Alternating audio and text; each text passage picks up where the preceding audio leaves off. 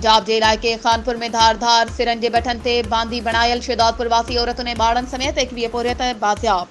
मकामी अदालत पारा मर्जी मूजिब जिंदगी गुजारण की इजाजत दींदे आजाद करण जो हुक्म। बाजियाब करायल पोरियतन में महबूब, शमशेर, गुलशेर, धनी बख्श, दिलशेर, पुन्नू, सन्नी, सुनील, गुलनाज, सुमेरा, आयशा समेत बाड़ा भी शामिल।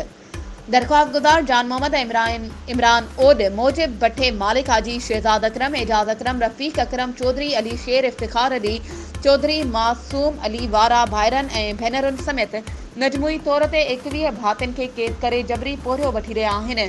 खेनि अजूरे जी रक़म बि नथी अदा कई वञे। एडिशनल सेशन कोर्ट खानपुर जे हुकुम ते पुलिस सिरन जे बठन ते छापा हणी मुबैना बांदी बनायल 21 पोरियतन खे बाजियाब कराए अदालत में पेश कयो। वधीक ख़बरों ऐं अपडेट्स जे लाइ असांजे चैनल खे सब्सक्राइब कयो ऐं हा, बेल आइकन खे प्रेस करण न विसारजो त जीअं असांजी हर नई अचण वारी वीडियो तव्हां ताईं पहुची।